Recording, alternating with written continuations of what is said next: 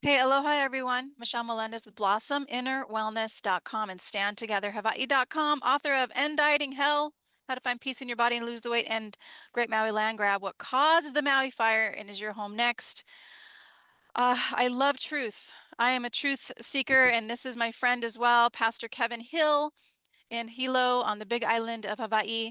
Thank you so much for joining me, Pastor Kevin. We're going to be talking about sustainable development, Agenda 21, and the Big Island General Plan. And if you are on the Big Island, you're going to want to know this information. So mahalo nui loa, Pastor Kevin, for joining me today. Yeah, happy to be here. It's a great topic, very important topic, and grateful for all the work you do, Michelle. Mahalo. So you have been to many of the, like myself, many of the testimonies against the Hawaii Big Island General Plan 2045, which is now it's moving toward the county council. We have had so many people testifying against it. They kept moving it forward. They have done some different recommendations that I need to look through, and I do have a meeting with the mayor, you guys, Monday. Super excited about that Awesome. because at 1:30, I really feel that this man wants what's right for the island. And I'm going to be showing him a lot of this information. So hopefully he'll watch this video as well. Pastor Kevin, tell us your main concerns with, or a few of them, or one or two of them, of the Big Island General Plan 2045 that is now being pushed through the planning department, because you've spoken out against it numerous times, like myself. Mhm. Yeah. Thank you. I think we can rephrase it a little bit, and just as your intro said, that we're truth seekers. We want what's true. We want what's transparent. We want what's good for ourselves and our properties and for our kids. We want what's consistent with our Constitution that governs us, and we want what's right before God. And we can be against things that are contrary to that, but ultimately what we're doing is we're saying this is what we're for. We're for transparency, we're for truth.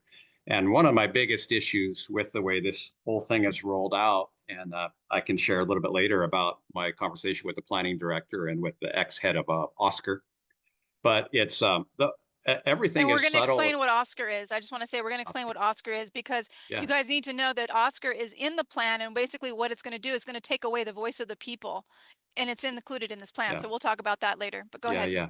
Yeah, it's a really good point, and it's an illustration of how things have gotten done without legislative approval, and that's one of the main issues that I have with how this has moved forward. In fact, from the very inceptions of Agenda 21, which we contend, I did a Chat GPT evaluation of it as I was, and they said 70 to 80% similar in content and in language to Agenda 21 when I asked it to compare Hawaii's 2045 general plan to that. So it's no accident that it's close to 80% similar in language and in content, because there's things that have been dictated by the state, but none of it's come through legislature. So from the very beginning of the formation of Agenda 21, from when it was formed when it was in Rio de Janeiro in 1992, and George Bush Sr.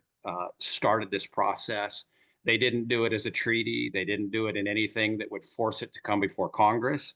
They did it as like what they call soft law. Like, we're just going to make these recommendations. We're just going to make these suggestions to you.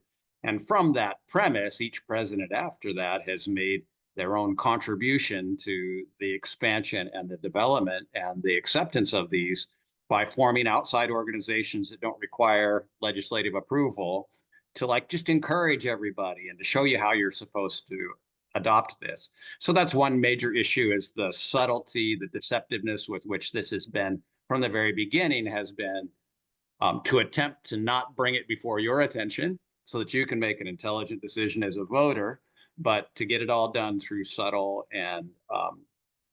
non-elected measures. So And that's that's actually also, I just want to put in there too, because that's what the mayor said too. He said, "Oh, this is just a guideline. This is just a guideline." But it's actually laying the foundation for the future of the Big Island. And all of you need to be looking at your general plan. So let's actually go to you. You gave me a document that I want to share to people, and you've a read this great document. document twice. This is Understanding Sustainable Development Agenda 21. This is with freedomadvocates.org, freedomadvocates.org. You can find this map. I was actually looking for this map. So, Pastor Kevin, what would you like to say about this map? because this is concerning core reservoir reserves and corridors and limit little to no human use, and that's all in red. And Right. then the buffer zones, highly regulated. So this is like really controlling the Yeah. land. And I just want to compare this. Okay, so here is the Hawaii general plan map. Now this teal means only conservation. That means only a park. No Mm. people, no, I mean, no farming, no agriculture, no building, only a park. And if you go in further, you will see that this teal color is on nearly the entire border of the Big Island, except where there is recreation. So this is very concerning. I mean, it goes all the way around Big Island, and except where there's recreation. Now, the Yeah. reason why this is concerning is because if there's a park, that means rules. That means they get to tell you when you can be there and when you can't. And this is supposed to be, this is Hawaiian land. Like Hawaii, people are supposed to have free access to the coastland. But what are your thoughts about this map and the map of the where did it go? It is right here. Map of the U.S. Yeah. Well, first on the Big Island plan. So I had a conversation, a really good conversation with Jeff Darrow and with Bethany, who was the ex-head of Oscar, as we mentioned to it before, who's with the planning department. I don't know what her capacity is now, but And Jeff we Darrow's the director. okay. So the what I understood about the Hawaii general plan and that map that you just showed, as shocking as it is, it's I think 1.4 million acres that are right now in conservation, and the roughly 2.5 million acres in the whole island, right? So it's a over half of the of Hawaii is already um, at the very least restricted use, if any use at Mhm. all, right? So you can't go plant crops there, you can't build a home there, you can't run cattle there. Uh, so it's very restricted and very controlled. One point about that, though, from my conversation with them is that this general plan pretty much doesn't change that conservation percentage because that's what is right now. What the only thing they've really done is they've taken some state conservation land, doesn't say what they're going to do in the future, right? They've made things, there's some language that I know you've addressed that makes obtaining more property, uh, you know, easier based on the principle set out in this plan. But as of right now, 1.4 million acres, as shocking as that is, that's just what is already in conservation.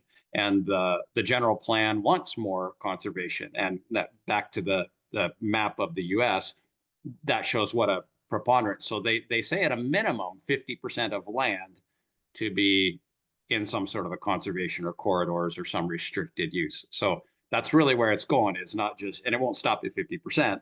The goal for some is I want 100% control of water, and I want 100% control of land, and I want 100% control and awareness of your location. I want surveillance society. And So and that's and self-evident. yes. So this is where the mayor's going to say, "Oh, that's a conspiracy theory." Is Uh-huh. 100%. But let me just show you guys. And Pastor Kevin, I didn't tell you I was going to bring this in, and I didn't know I was going to bring this in, but I just happened to be preparing for the meeting. Where is it at? Here it is. I just happened to let me make sure the sound is up. Be preparing for the meeting I have on Monday with the mayor, and I wanted to show him that there was a mistake on the Hawaii General Plan map that turned urban land use where people live into conservation by accident, and that Mhm. alone should stop this plan. So I'm just going to show you this testimony. It's about 30 seconds long. Us is the property that is bordered by Anike and Hinalani, and it's on the south side of Hinalani. It's right above the third phase of Kaloko Industrial um, area, and what we were informed is that the LUPEG map had changed the designation from urban to conservation, and we were basically uh, surprised by that. We basically approached the planning department, and the planning department was very responsive. They looked into it, and in a couple of conversations that we had, we were told that they felt that this was a oversight and a mistake had probably been made because it was never part of the Lani Howe proposal. And so I believe that this oversight has been corrected. And we So that's an oversight, Pastor Kevin. Do you want Right. an oversight Right. to have the final draft of the general plan have an oversight, a mistake that has urban land use accidentally moved toward conservation? Can you talk about that, Pastor Kevin? Yeah, I don't know. I think that maybe just step your comment just a minute ago about the conspiracy theory. I just would recommend that people who do have that default, and it does sound pretty crazy, to have a conversation that what we're actually experiencing in real life is more real than what we'd see in the movies, and what we're actually living in real time. It's happening right in front of us. There's a documentary called The Great Taking, and for Mhm. anybody that thinks that what we're referring to and we're dealing with Hawaii isn't happening nationwide and even globally, it'll be really eye-opening. It's a 2-hour documentary. There's a gal named Taylor Kenny who does like a 20-minute version of it that could be instructive. But yeah, so in terms of the mistakes that might be made, I think the biggest mistake is to have a general plan that isn't organically created by us, and for our kids. This is I did I don't know if I already mentioned it, but we did the 70 to 80%. Did we talk about that already? 70 to 80% similar to the United Nations agenda from the Chat You know, GPT thing. I'm not sure if we talked. Yeah. Yeah, we did. We talked about Yeah. chat. Yeah, Yeah. I think we talked about that, right? So Mhm. if we were to pull up I know you have it there, the Yep. 2050 State of Hawaii plan, it's kind of it's even more clear. So in the Sustainable Development Goals, there are 17 that United Nations has promulgated, and this all comes out of Agenda 21. There are 17 what they call SDGs, Sustainable Development Goals. And when you look at this, this is just the table of contents of the State of Hawaii General Plan 2050s, implemented by under IGE. You see all 17 of them listed, right? So it's like literally a cut and paste from an unelected body called the United Nations, who have their own philosophy, agree with it or not agree with it. But my point is that we need a plan that is organically created by us and for us. We don't need some third party unelected people from across the world dictating to us how we use land and how we solve our own problems, how we educate our children, how we deal with water rights, how we deal with land use. We don't need any of that. Mhm. These parties become what Michelle has talked about quite a bit, which is another issue with the plan, and that's the introduction of this concept of stakeholder and who these stakeholders might be. But what it Mhm. does, it just gives a whole lot of people, including the United Nations, a stake and a say about the use of your land. It's no In fact, longer they don't just even have a homeowner in this plan written at all. right, And right. this You is the pointed that out. stakeholder, Yep, any yep. individual organization, and we are it's projects, it's government, for profit, nonprofit. We're community members. We're not even homeowners. Homeowners Right, isn't even written in this plan one time. right, right, So right.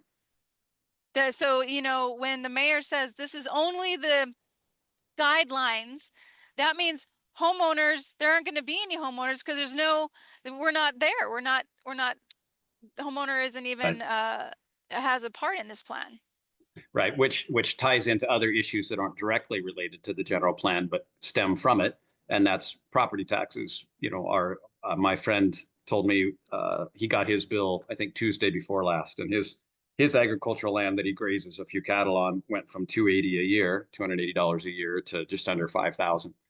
So It's I know many evil. people are in that boat. I have a property in another state that I'm also a testify. They more than doubled the assessment on that property in between last year and this year to a price that I couldn't get. Like, I mean, literally, it's probably 40% higher than the actual true market value. But that's it, right? People are saying, tax collectors, whoever it is that says this is the budget we need, are telling assessors, here's what you need to go get.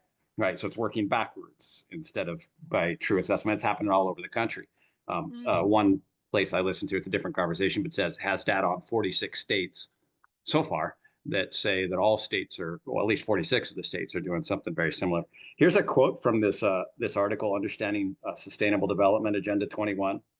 I think you have it there. This is from page 11 on the stakeholder topic. But he Okay. says, operating within a system of stakeholder councils organized to give third parties a stake, quote unquote, in the control over property in neighborhoods, proponents of sustainable development systematically promote their own ideas and marginalize any local opposition, particularly those individuals who advocate the freedom to use and enjoy private property. The product of a stakeholder council, often called a consensus statement or a vision statement, is typically approved by local governments without question, requiring citizens to submit to the predetermined conclusion of a non-elected regional authority that's not accountable to the voters. So So there's a little I want snap. to show people where that's at because I couldn't find it when you were talking. Okay, so yeah, What's that's the on. name? Oh, It's maybe on it's right here. page 11 on the. So this is a really great document. I hopefully you could put it in the show notes and people can download it from a site called freedomadvocates.org. It's a site I've been Oh, familiar you're with right here. for quite some time, but they've been What following page was that, Pastor Kevin? page What 11, page was that page you were? 11, Page 11. 11. Okay. Yeah, on the right hand side on the All right. I'm page going to 11. stop screen Oh, share and then scroll down and find it for people. And then, so go ahead and yeah. talk about that. Yeah, so uh, the document from this um, site called freedomadvocates.org has been tracking this topic for a couple of decades. And they'll tell you the history of Agenda 21's going back to the 70s under Lyndon Johnson administration, and where this is just kind of an incremental in each president has kind of had their role in rolling this out. And so this document called Understanding Agenda 21, I would highly encourage. I pray everybody who is like, I gave a copy of this. I printed this out, gave a copy of this to everybody on the Leeward Planning Commission on the next to last time that I was able to testify. No, actually, the last time we were able to testify before it went Mm-hmm. to then be bundled to go to the county council.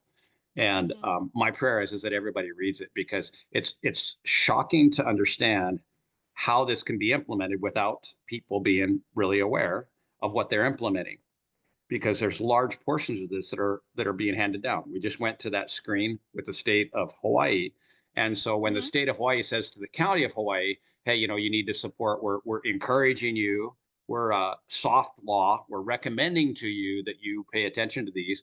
And the insinuation, I'm not in on these meetings, but the insinuation is that there could be some consequence. Maybe we withhold some funding from you, from the state to Mm-hmm. your county. But we strongly suggest that you take these considerations. It's not a law. It's not a These mandate. considerations. It's just a strong encouragement to. So you saw that all Mm-hmm. 17 of the strategic development goals are literally cut and pasted from the United Nations. And then the state says to the county, you need to really pay attention to these. This is what we spent all this time and energy in, and we're recommending it to you, and we're above you, right? So we need you to listen to us. As fundamentally flawed as that whole thing is, it is practically how it happens. And in my conversation with Daryl and with Bethany, they're like, we've never read Agenda Who are 20. in the planning department. You guys have to Planning understand. department. He went and Exactly. spoke with the director, the planning director. Yeah, Mm-hmm. it was a good conversation. Really enjoyed both of them. I thought it was a really good conversation. But they're like, we've never read Agenda 21. How could this general plan that we have been so intimately And involved with has Agenda 21 70-80% similar to the United Nations document? We've never you even gave read it. them this document. You gave them this I gave him this document. document too. Yes. Yes, I did. Yeah. I gave it to Jeff twice. So, So I want yeah. to just really quick, I want to just go show what you were reading. Well, this is page 11 of this document. I want to show you this and one more thing here, and I'm going to move us over here. The political structure of America has been transformed. This has occurred quietly over the last 50 years without public awareness. This is what you read, I believe, of the mechanisms underlying the change. So this is on, and I'm going to put the link in the description so you guys can find this easily and share this with your own people. Mm-hmm. But what I find interesting are these three circles right here, and Yeah. Right. the implementing Right. sustainable development, environment, equity, and economy. And then look at Mm-hmm. these three circles: equity, economy, environment. Mm-hmm. This is the Hawaii General Plan. This is Hawaii General Plan. County Right. of Hawaii General Plan, Sustainability Principles. So they are freaking cutting and pasting this. This is not by the people. This plan was supposed to be created by locals for the past 10 years, I think it is. 2015, something like that. I'm not sure how many years, but numerous years, many years. Right. And it's supposed to be by locals. Yet all Right. of this stuff is literally, like you just said, cutting and pasting from the Agenda 21. So Right. Right. that means this is a treasonous document because it is not for the people, by the people. It is an outside entity that is of unelected officials coming in to influence our state. So they can't Yeah, use this. that's a powerful statement. And you have somebody that's attempting to undermine our Constitution and the unalienable rights with which we operate that are enumerated in our Constitution, but not given by our Constitution. They're given by God, right? So these are Mhm. self-evident truths. That's why the language is the way it is. And so, if maybe I'll just say it now, it was on my mind to make really clear, in my opinion, where the source of these kind of documents are. They all end in tyranny.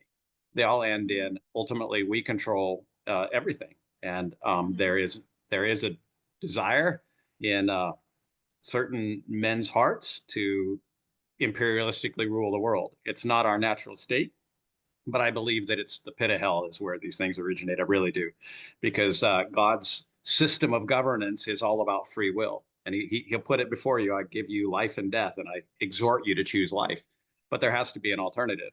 And as I mentioned earlier, one of the most troubling things is how subtly and in the dark plans like this have been promoted. Soft Mhm. law, not actual real law. And further down in that same document, on pages 16 and 17, there's a couple things I just wanted to mention on the same understanding sustainable development. So you can Okay. read this in 20 minutes. 16 and Person can read 17. this in 20 to 30 minutes and get a pretty good idea of how it is that Jeff and Bethany can both say, how is it that we haven't read it, but this is what we're handed? So we already Mhm. addressed part of it, and that is that it's handed down by the state or it's handed by other organizations who have already adopted it and are using soft law, if that's a decent term to express it. They're using Mhm. that to influence the local government below. But on page 16 and 17, it's just additional Smart growth? insight into how it happens. Earth Summit, Smart Growth, 16 and 17. The heading Okay. Earth Summit Agenda 21, the United Nations Program of Action is what it's titled. Okay, this 16. is page 16, and this is Oh, smart their growth here. page numbers are different. Oh, that's Okay, odd. I'll scroll down a little bit. Smart growth Is policies. a smart growth and wilderness are really super important conversations as well that we can touch on. I'll just read Yep. this. I don't know why they're Okay, not quite go ahead. matching, but it's a really short. How this is getting implemented throughout the nations, and I say nations plural. One is called Council of Governments. They say COG. Council of Governments are region-wide associations of local governments.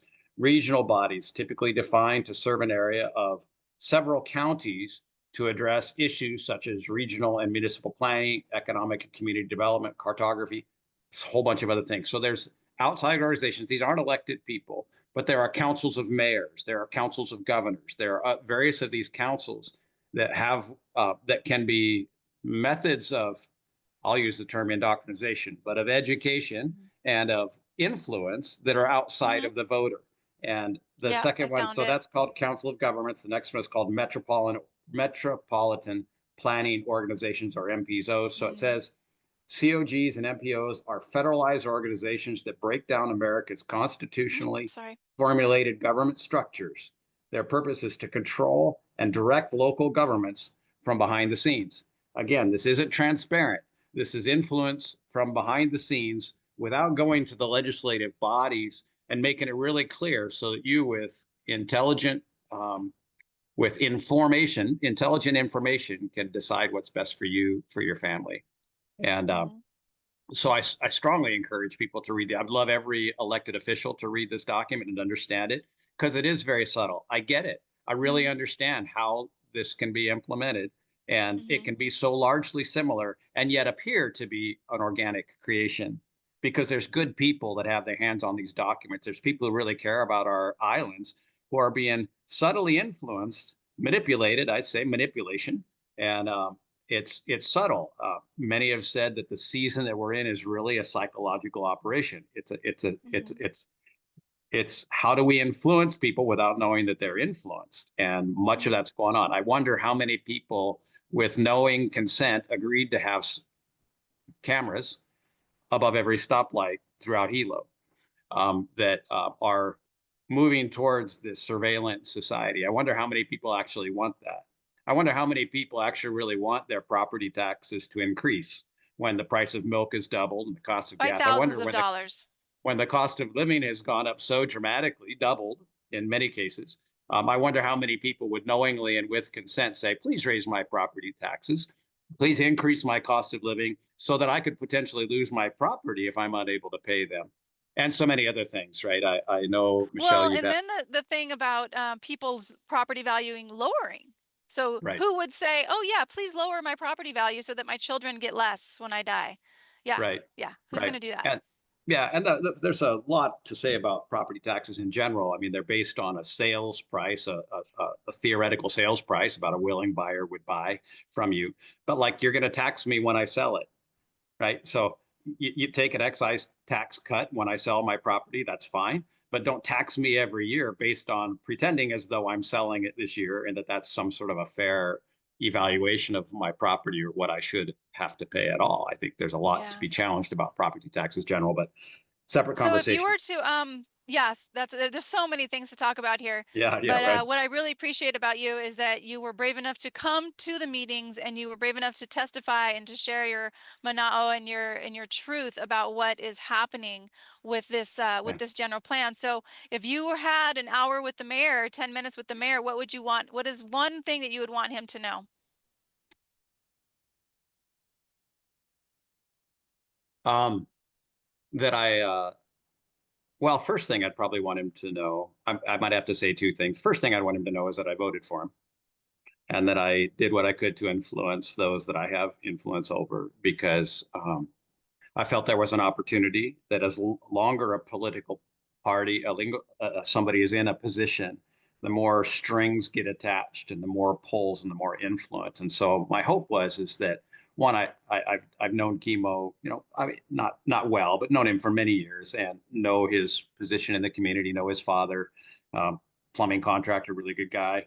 And so I've had a positive thing, and not like I disliked our previous mayor, but I just felt like there was an opportunity for like a fresh opportunity to be influenced by different people, by community organizations, to have opportunity to speak, by people like Michelle being able to have his ear.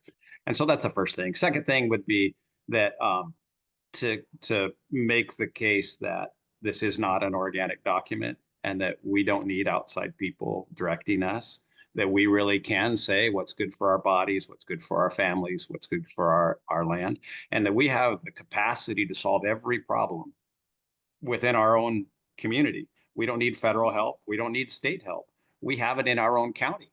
We can Hmm. solve the problems. We could probably feed the majority of America with what we could grow on 1.4 million acres of conservation land, right? If we would just see beyond our own um, crises that many of have been created by bad policies over previous years, but at the county, we could fix it.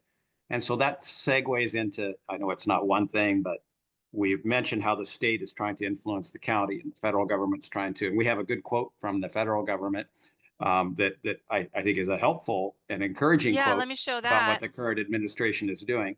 And so let's throw that up real quick. Read just this little quote. This is from the You in a Ed general Hartney, assembly. Ed Hartney, the counselor for economic and social.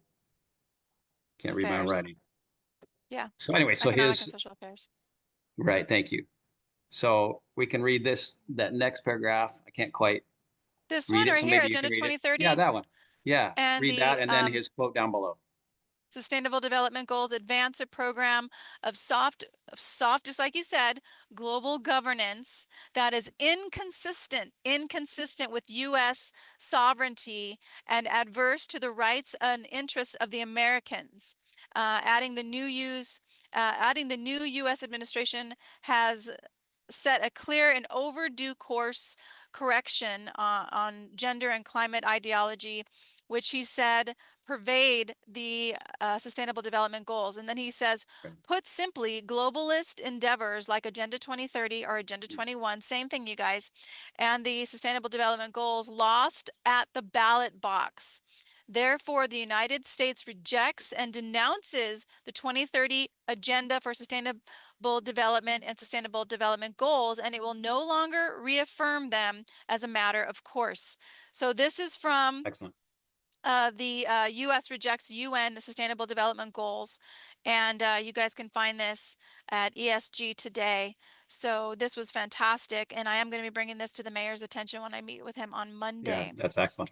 So But my yeah. comment that I would hope that Mr. Alameda could hear is that, so as powerful as that statement is, the federal government doesn't dictate to the states. Federal government maybe it'll influence the states, just like that soft governance, that soft law that we were talking about. They may be able to influence and withhold funding from the state for various things, and may very well do that to incentivize towards, in what my opinion is a healthier direction. Mhm. But that's the federal government. So the 10th Amendment dictates to us in our Constitution, that is the highest law of the land, that all other rights are reserved to the states and to the people. And so, as inverted as we have this pyramid, we think that the chief executive, the president, is the top of the pyramid, and the people are down here being dictated to by various forms of government influence. When the reality is it's entirely the opposite. And when I said that we can solve the problem in our own county, the county is closest to the people.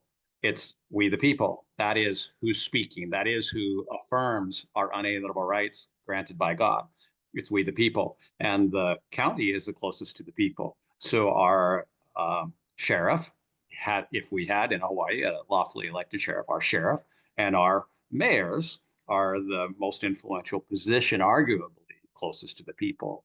And we can do, it doesn't mean that there wouldn't be consequences, that if we said, no, we're not going to listen to you, state, and your adoption of these sustainable development goals, it doesn't mean that the state might withhold funding somewhere and try to influence.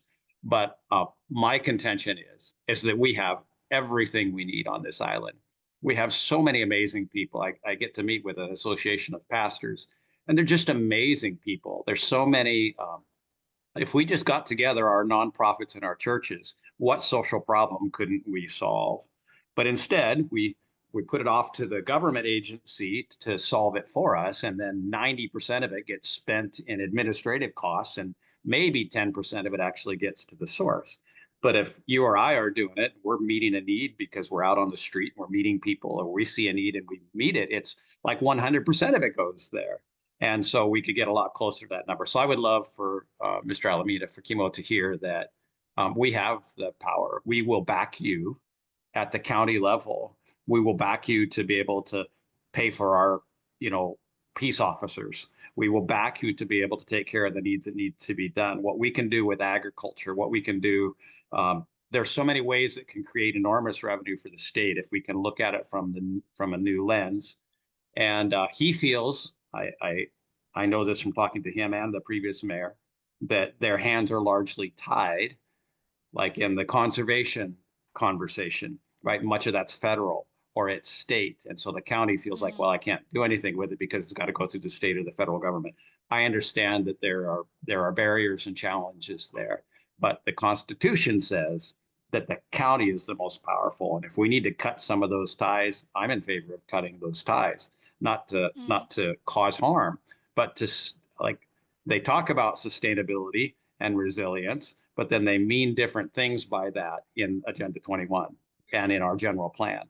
What we mean by sustainability is that, yeah, it's very difficult to starve someone out if they can grow food on their own land, they can care for their own, they don't have to pay property taxes and a bunch of building permits and a bunch of things that are restrictions in their meeting the need for themselves and their families, right? We don't need all of those restrictions. I'm all for safe housing. I'm all for, but it's for all of history, people have built huts out of whatever they were capable of building to take care of their families. And there are entire countries who have no building departments. So I'm not necessarily advocating for that, but I'd sure like to see it wound down a long ways. and where we can empower, we And can solve our own needs in our own community. and also, where in the Constitution does it say you have the right to own property, but the planning department gets to tell you what to do with it? Yeah, That just irks me so bad. But it anyway, does. Pastor It Kevin, does. thank you Yeah, so yeah, much for your time. We've yeah. shared so much, and you guys listening, please share this video, like, subscribe. I'm definitely in YouTube jail, well, YouTube probation right now until May Hmm. 22nd. Hmm. So the algorithms Yeah. just mess with people finding this video. So mahalo so much for those of you who share this video. Pastor Kevin, would you just lead us in a prayer? Yeah, absolutely. Yeah, Father, I just thank you for the opportunity we have to just even have these conversations. And I'm grateful. And I'm grateful for Michelle and the hard work that she's put on for years now to stand for what's right and to stand for what's true. And so, Lord, I just bless everybody out there that's doing their part to put their light up on a hill and to stand for truth and justice and liberty and freedom. And I just encourage and strengthen them in the spirit in the mighty name of Jesus. And Father, I just, my conviction is that so many of this stuff comes from John 10:10, that he who would rob, kill, and destroy. And so we just ask, Lord, would you rebuke him in Jesus' name? Rebuke that entity who wants to rob, kill, and destroy. And we just declare, as Jesus said, I've come that you may have life and life more abundantly. So we agree with the words of Jesus that he's come that Hawaii may have life and have it more abundantly. Along with that life, liberty and joy, personal responsibility. I just bless our island. I bless our islands. I pray that the name of Jesus would be lifted up and there be no king over these islands except King Jesus. So we just honor you. We bless you. We thank you for the wonderful privilege of breathing today by your grace. Thank you for your mercy. Thank you for your love. Thank you for your priceless sacrifice of giving us your son. We honor you. We bless you in Jesus' name. Amen. Yeah, and so it is. Okay, Amen. mahalo nui loa, you guys, and mahalo, Yes. Pastor Kevin, for joining me. Download those documents and read them. Yeah, it's really good Yeah, stuff from that Freedom they're in the Advocate site. description. They're going to be Yeah, in the description for very sure. good. Awesome. Appreciate you, Michelle.